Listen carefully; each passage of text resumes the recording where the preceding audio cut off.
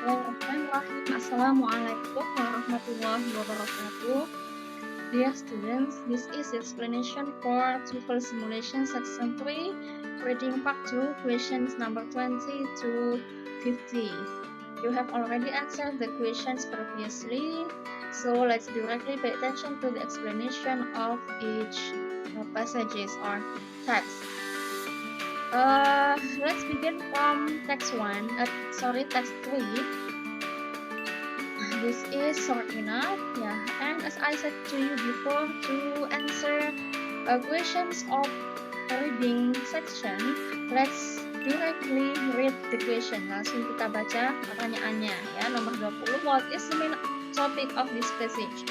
Apa topik utama atau tema dari bacaan ini?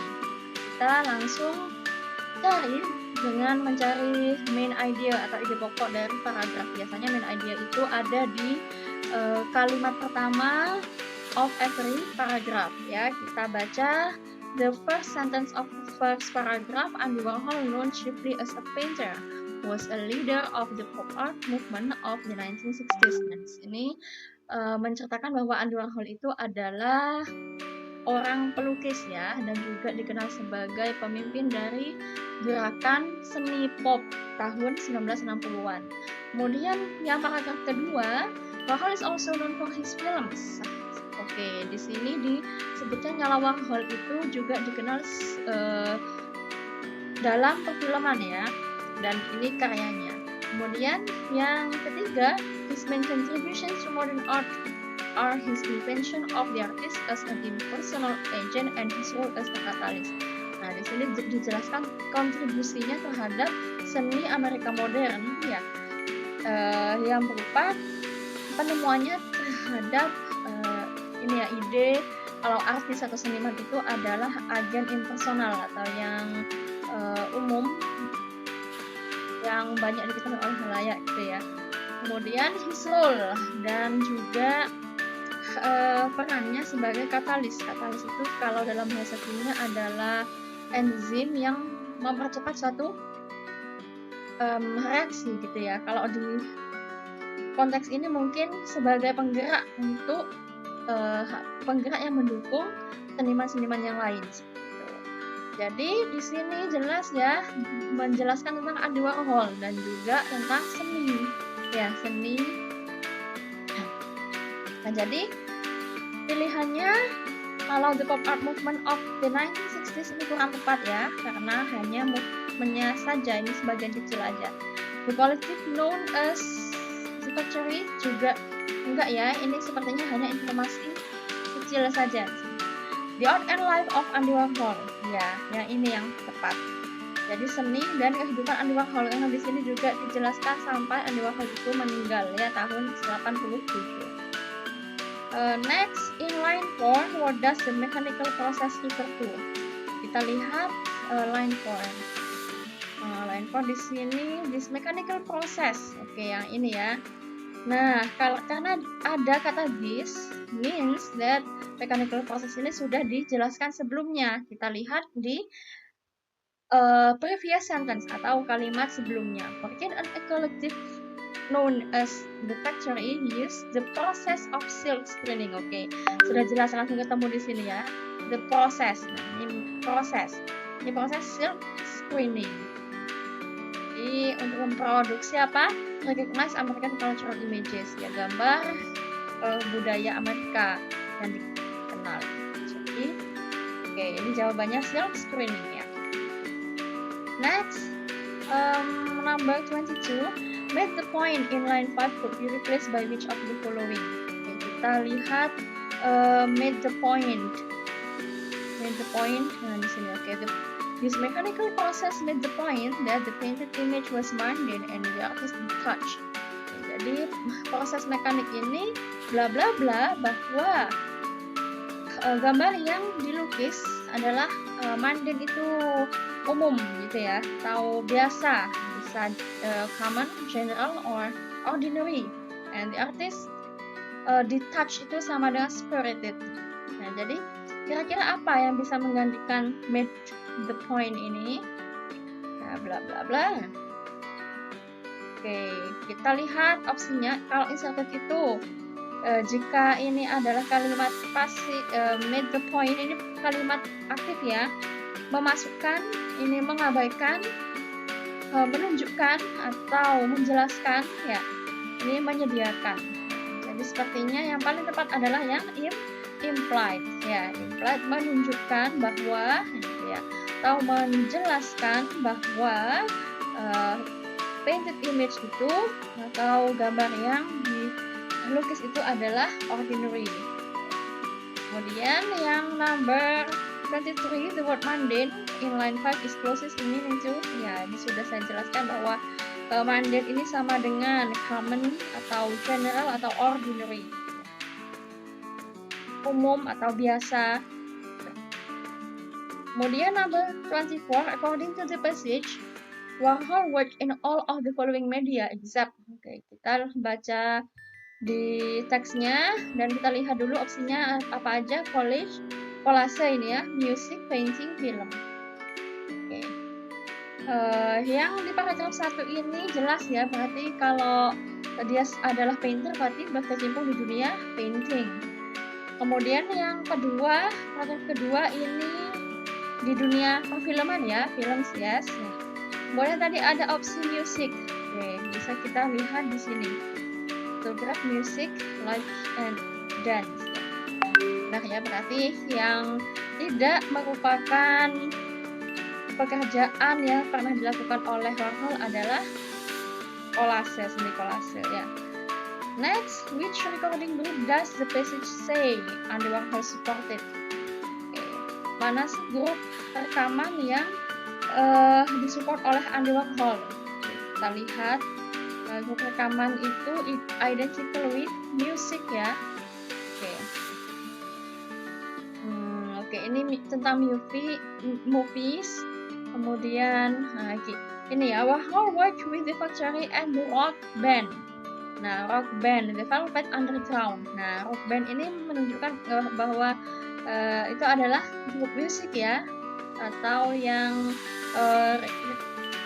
correlated with recording. Jadi namanya adalah Velvet Underground. We produce a multimedia event called ini. Nah, multimedia eventnya namanya ini ya. Oke, nah ini juga diperkuat oleh pernyataan ini. We produce the Velvet Underground's first album. Nah, first album berarti Velvet Underground ini adalah grup musik yang didukung rekamannya gitu ya. Jadi number 25, the answer is the Velvet Underground. And then in line 14, the word catalyst means, okay, as I said to you, catalyst in chemistry or biology world, it means that something that make a reaction faster gitu ya, sesuatu atau enzim biasanya yang membuat suatu reaksi itu lebih cepat. Nah, kalau kita lihat di sini, destructive tendency jelas salah ya, ini kecenderungan yang merusak, jelas salah. Unwilling partisipan yang tidak diinginkan, enggak. Kemudian prolific composer itu orang yang membuat lagu ya biasanya, no ya. Nah, jadi yang paling tepat adalah activating force, jadi yang menggerakkan gitu ya. Nah, didukung oleh pernyataan di ini ya, for many other artists gitu. Jadi yang menggerakkan seniman lain untuk berkarya tentunya gitu.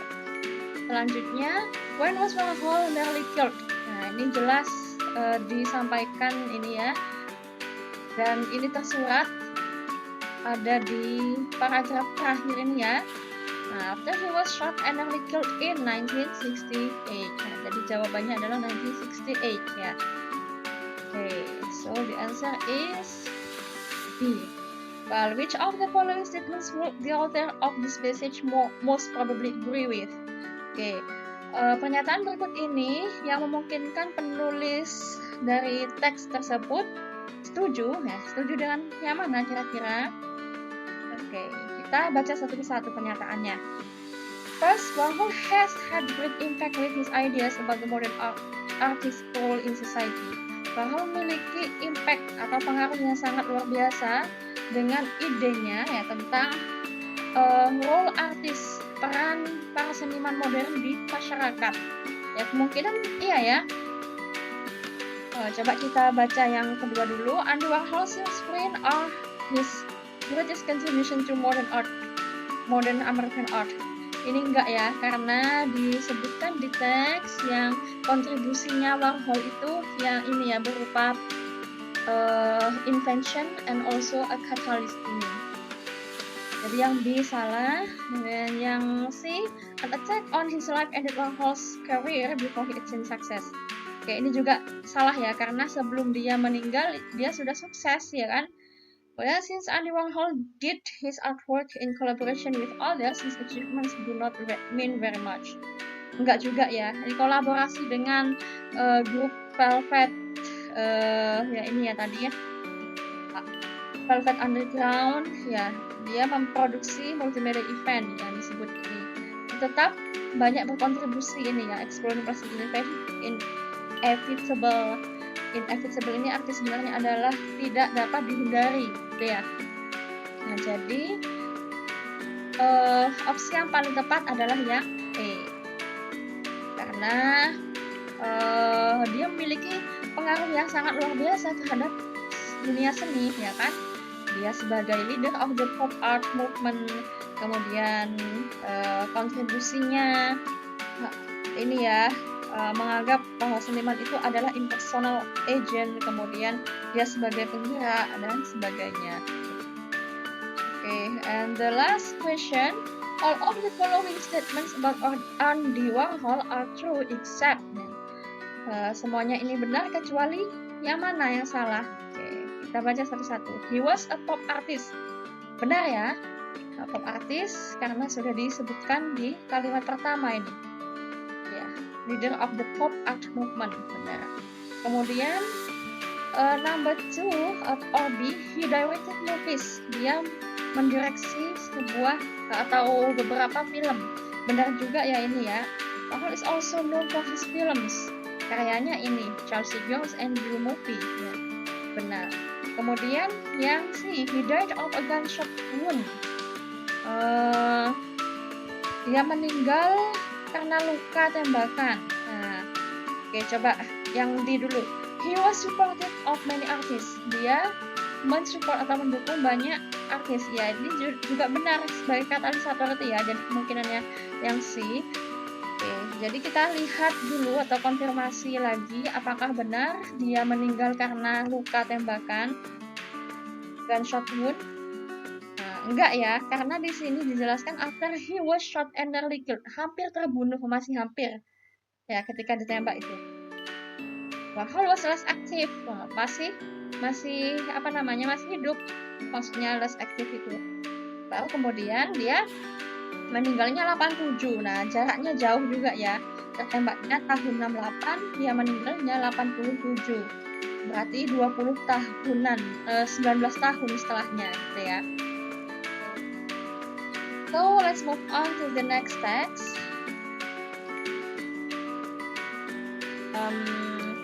Okay, this text is from question number 30 to 38. Langsung kita baca pertanyaannya. The word originated in line 1 is closely meaning to. Okay, originated itu biasanya sama dengan berasal gitu ya, origin. The best known theory of galactic evolution is the one originated in 1920s by Edwin P. Hubble. Nah, teori evolusi galaksi yang paling terkenal ya, best known adalah yang berasal gitu di tahun sekian oleh Edwin. Nah, cultivated itu di semacam pertanian atau diolah, dicangkul kayak gitu ya. No ini. Kemudian began, dimulai, bisa jadi ya. Declared, dideklarasi. Propose atau diajukan. Nah ini yang paling tepat, diajukan atau dimulai. Diinisiasi maksudnya ya. Propose ini diinisiasi atau dipioniri gitu. Tahu pionir ya? Pionir itu dia ide awalnya dari ini gitu. Edwin P. Hubble sama dengan originated. Okay. Next, number 31. According to Hubble, one characteristic of galaxy at its origin is. Jadi berdasarkan Hubble ini satu karakteristik galaksi pada mulanya itu apa gitu. Oke, kita lihat dengan kata kunci characteristic of galaxy at its origin. According to this theory, a galaxy begins, dimulai as a vast accumulation of gases. Nah, jadi kemungkinan ini ya. Jadi sebenarnya galaksi itu dimulai dari akumulasi yang vast accumulation. Jadi akumulasi gas yang sangat banyak ya, fast itu very much. Yang mainly, chiefly ini sama dengan mainly, kebanyakan berupa hydrogen and helium ya, kemudian rotating about a central point, berotasi di satu poin saja atau poin sentral utama. Kita lihat ini is consists of hydrogen and helium. Nah, salah ya, karena di sini ada kata lack itu kekurangan, sedangkan di teks itu mainly gitu ya, atau chiefly hydrogen and helium banyak, jadi yang E salah. Yang B is spiraling arms juga tidak disebutkan ya tadi. Di sini nggak ada ya, spiraling arms enggak. Kemudian yang C, a compact nucleus. Nucleus itu inti ya, inti yang sangat padat. Juga tidak ada ya, tidak ada penjelasan di sini ya. Adanya rotating about a central point gitu ya. Berotasi atau berputar di central point. Nah, ini ya, its initial rotation around one point in space. Jadi yang D. Sudah jelas ada tersurat di ini second sentence of the first paragraph. Well, according to the passage of protogalaxy, bla bla bla. Oke, kita langsung cari main atau keyword protogalaxy in the text. Oke, protogalaxy yang mana? Protogalaxy. Okay, this one. This protogalaxy slowly condenses into millions or more often billions of stars collected in gigantic, roughly spherical cloud. Nah, karena di sini ada kata this, berarti protogalaxy juga disebutkan atau dijelaskan sebelumnya, ya. Protogalaxy itu apa? Thanks to mutual gravitational attraction of matter, this protogalaxy. Nah, berarti this protogalaxy juga sebelumnya lagi, gimana? Galaxy begins as a sparse accumulation of gases, chiefly hydrogen and helium. Nah, ini berarti juga disebut sebagai protogalaxy, ya. Jadi galaksi yang dimulai dari fast accumulation of gases ini dinamakan protogalaxy. Kita baca opsinya. First consists of billions of spherical clouds. Apakah terdiri dari spherical clouds? Tidak ya, di sini tidak dijelaskan.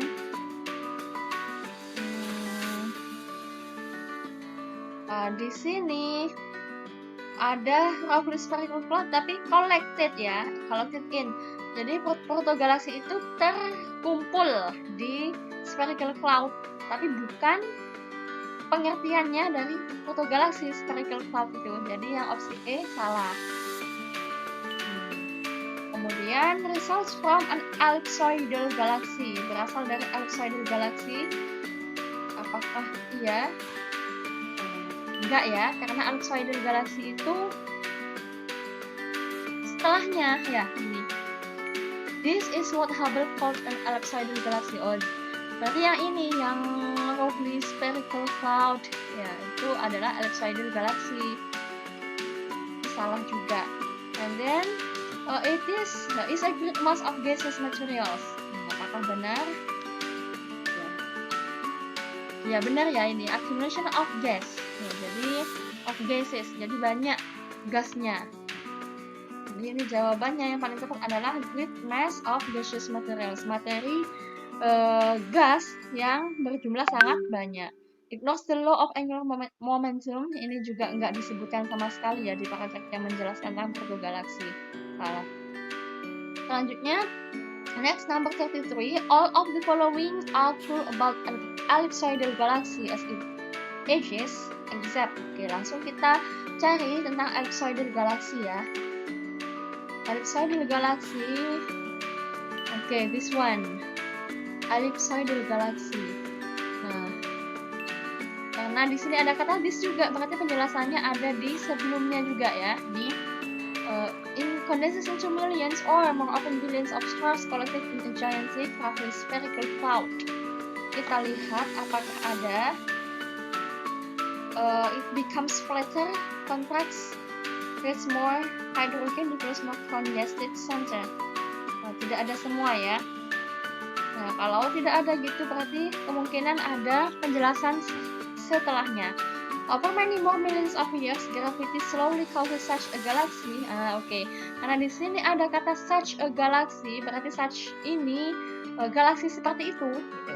Nah, such ini juga refers to ellipsoidal galaxy masih ya. Jadi ini masih penjelasannya. To contract, flatten, and become increasingly congested near its center. Oke. Sepertinya ada di opsinya ya. Contract berkontraksi, flatten itu mendatar atau merata, dan become increasingly congested menjadi congested itu berkumpul ya, collected near its center, berakumulasi gitu, accumulated sama dengan accumulated.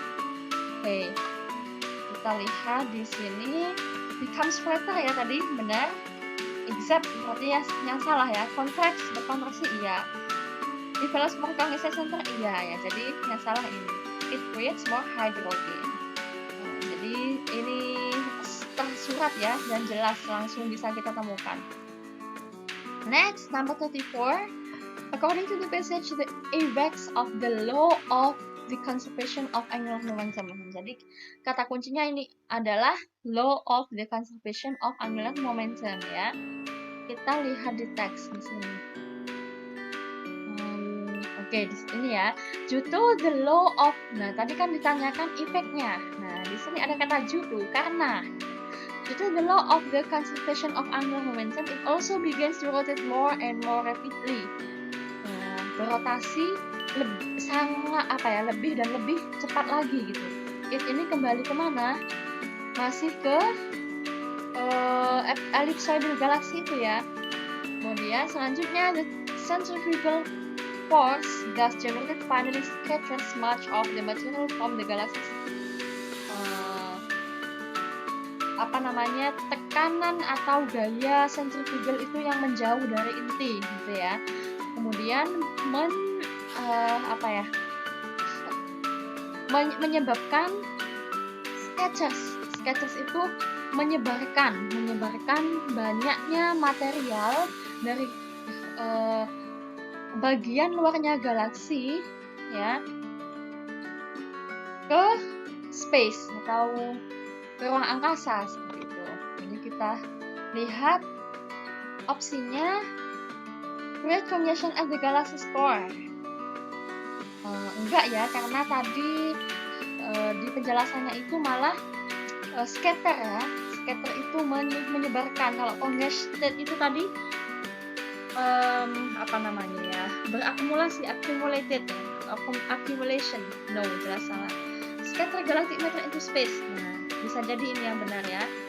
Dilihat ini juga flatten and contract the galaxy. Nah, enggak ya, ini flatten and contract the galaxy tadi ya adalah fungsinya apa? Ellipsoidal ya, ellipsoidal galaxy. Bukan conservation of angular momentum ya.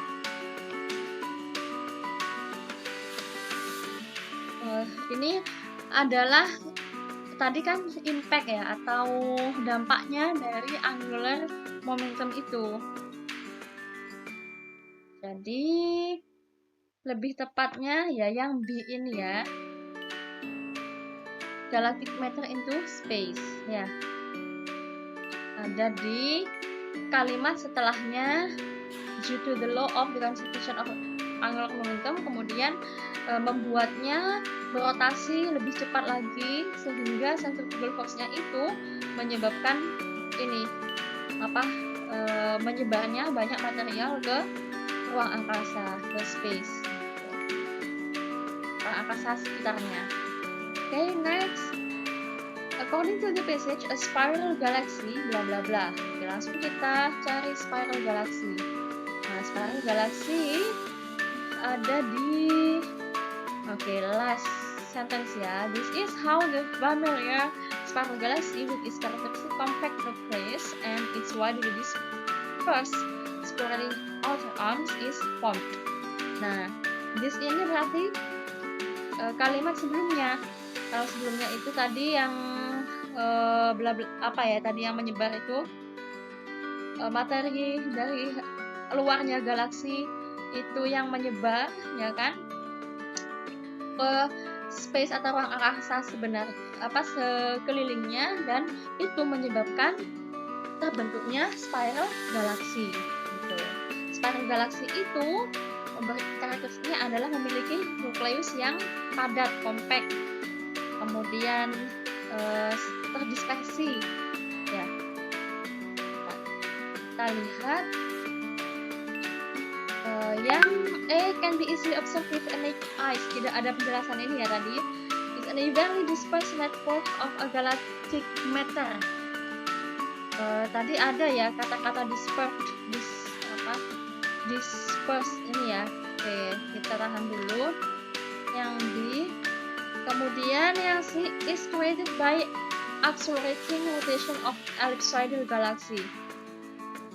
Jadi dibentuk oleh akselerasi rotation atau rotasi yang sangat cepat oleh rotasi yang cepat dari ellipsoidal galaxy. Oke, ini yang lebih tepat ya. Karena sudah dijelaskan bahwa di sini ellipsoidal galaxy itu yang rotates more and more rapidly ya, dan menyebabkan scatternya scatters menyebarkan materi galaksi ke surrounding space.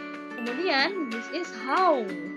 Nah, kemudian terbentuklah spiral galaxy gitu ya. Yang C. In line 11, compact ordinarily means. Compact itu padat. Oke, jelas, langsung kita jawab yang dense ya, padat. Itu berputar, statis, oblong, I don't know what does it mean. Okay, number 27. The purpose of the passage is to describe. Apa tujuan dari bacaan itu? Maksudnya tujuannya untuk mendeskripsikan apa gitu ya. Oke, karena kita sudah tahu kalau bacaan ini tentang best known theory of galactic evolution ya. Kemudian kita lihat opsinya.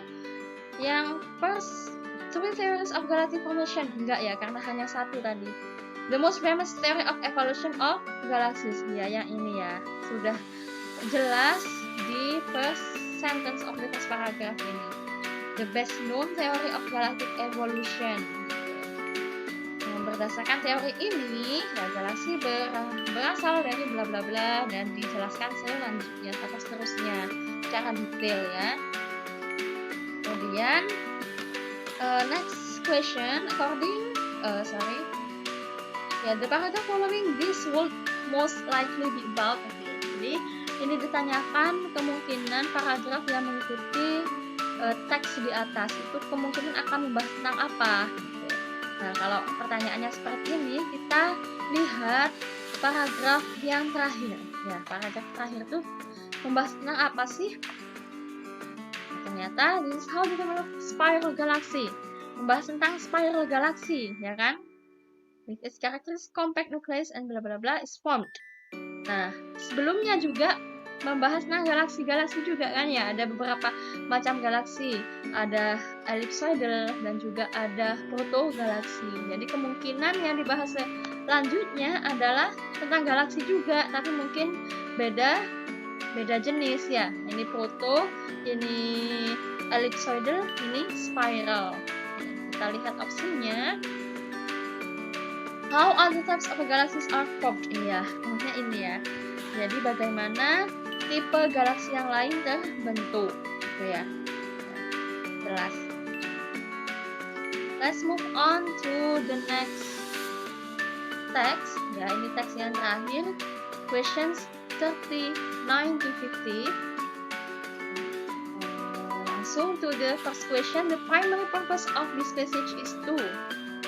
Tujuan utama dari teks ini untuk apa? Oke, kita lihat kalau tujuan utama itu hampir sama dengan mencari ide pokoknya ya. With the rise of the great metropolis in the industrial era, the planning in the United States passed off the hands of the architect into the hands of the technical expert. Nah, jadi di sini dijelaskan bahwa seiringan dengan berkembangnya era industri ya di kota-kota besar, perencanaan kota di US itu beralih dari penanganan arsitek ke ahli teknik atau apa ya, ahli teknisi gitu ya. Nah, kemudian over a span of 2 series, this new breed of urban planner has succeeded in ternyata new breed ini ya beralihnya dari arsitek ke technical expert itu ternyata mengubah penampakan kota-kota Amerika gitu ya. Strict building codes have resulted in overabundance of unsightly neighborhoods in which there is only slight variation among structures.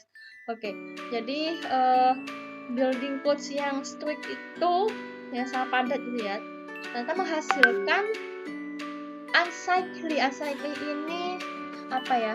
Tidak enak dipandang gitu.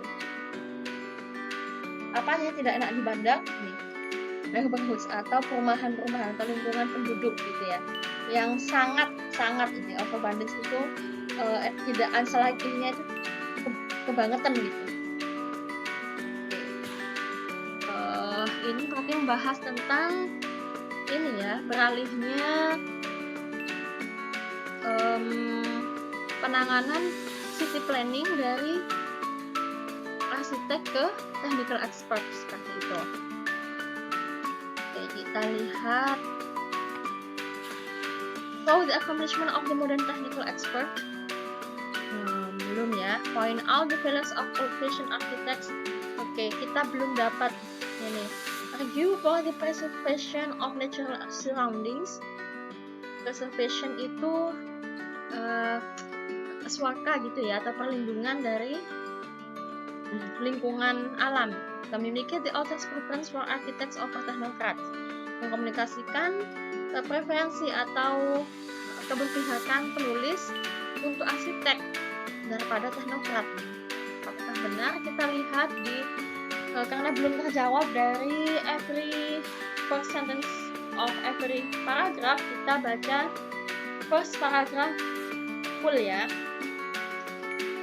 Unlike the architect who thought of the city as a work of art to be built up with an eye towards beauty, ya, tak seperti arsitek yang menganggap bahwa kota itu adalah sebuah karya seni yang dibangun dengan dengan keindahan. Modern technocrat has always taken a purely functional approach. Ya. Sedangkan modern technocrat itu selalu hanya mengutamakan pendekatan fungsional saja dari perencanaan kota itu. The city exists for the sole purpose of serving the needs of its inhabitants. What appearance has no important value. Oke, di sini penampilan mukanya, output itu bagian luar ya, tidak memiliki value yang penting gitu bagi teknokrat. Nah, ini ini ya yang terakhir, kalimat terakhir. The enrollments in graduate architectural program are the highest they have been in years. Hopefully this trend will continue and help pave the way for a more beautiful America of the future. Nah, jadi dari sini kemungkinan penulis itu berpihak terhadap ini arsitek ya, karena di sini ada hopefully-nya berharap dia merasa senang kalau ada banyak enrollments in graduate enrollments itu masuknya sarjana atau calon sarjana arsitek di program arsitektur gitu. Jadi the correct answer might be ini ya, communicate the author's preference for architects over technocrats. Okay. Next, number 40, the architect had always considered cities to be. Oke, sudah kita baca tadi ya di ini ya. Unlike the architect who thought of this as a work of art ya. Jadi kalau arsitek itu menganggap bahwa kota itu adalah sebuah pekerjaan seni gitu. Jadi work of art. Number 41, the tone of this passage can be described as tone-nya berarti kita apa? Mudah ya, kalau sudah tahu jawaban nomor 1 ini, preferensinya penulis terhadap arsitek, berarti kemungkinan dia tidak terlalu setuju dengan penanganan kota yang ditangani oleh teknokrat ya. Apalagi tadi sempat kita baca ini, building codes had resulted in overabundance of unsightly neighborhoods in which there is only slight variation among structures. Nah, ini karyanya teknokrat bahwa banyak lingkungan yang tidak enak dipandang ya, karena strukturnya, variasi strukturnya itu sangat kecil atau sangat sedikit, sedikit. Nah, jadi ini disapproving ya, disapproving itu tidak setuju. Apologetic, memaafkan, tidak. Sorrowful itu menyedihkan gitu ya. Kalau conciliatory itu sama dengan peace, sesuatu yang mendamaikan gitu. No juga, jadi yang disapproving. Okay, next, the reference to a purely functional approach to city planning ya, in line 5 serves 2. Oke, kita lihat ini ya. Oke, kita sudah baca ini tadi. Kalau ini membandingkan ya, unlike the architect ya kan, kalau model teknokrat itu menekankan ke pendekatan fungsional dari perencanaan kota gitu. Kita lihat opsinya. Demonstrate that architects and technocrats should cooperate. Sepertinya enggak ya. Imply that architects are unconcerned about human comfort. Arsitek tidak, ini tidak dijelaskan ya. Kalau arsitek itu tidak memperhatikan kenyamanan manusia, enggak ya. So that this approach is to be considered, menunjukkan bahwa approach itu ini ya, yang bisa diinginkan juga enggak ya. Stress the difference between architects and technocrats ya, yang dia menekankan perbedaan antara arsitek dan teknokrat ya kan, sudah dijelaskan tadi ya, kalau arsitek itu menekankan ke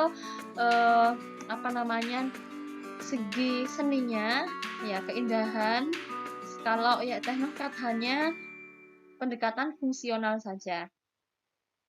The word span in line 7 most nearly means, kalau span itu biasanya jangka waktu gitu ya, lifespan, jangka waktu hidup sekarang. Over the span of a few centuries, nah jadi span ini rentang waktu ya,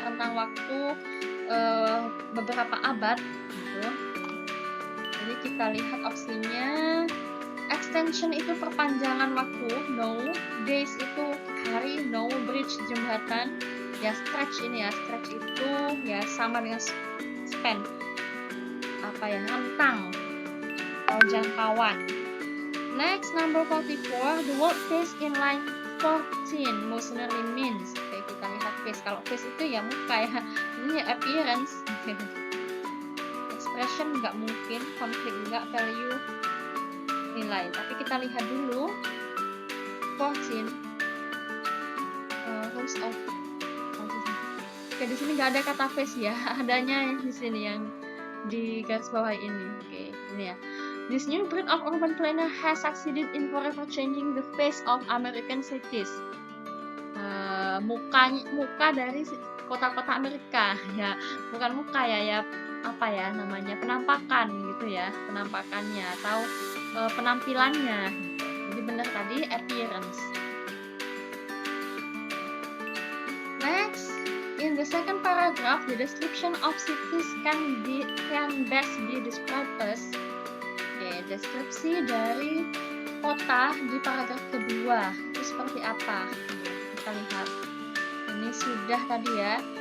Sini kita baca. A visit to any large city confirms this grim fact. Oke, ada grim. Masih ingat anak-anak ya sosum. Saintek ya kemarin menemukan kata grim. Grim itu yang menyedihkan seperti itu. Fakta yang menyedihkan.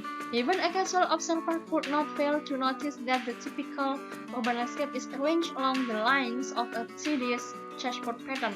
Nah, tedious ini membosankan ya. Seperti apa ya? Urban landscape-nya perkotaan itu disusun seperti bentuknya ini papan catur yang membosankan gitu.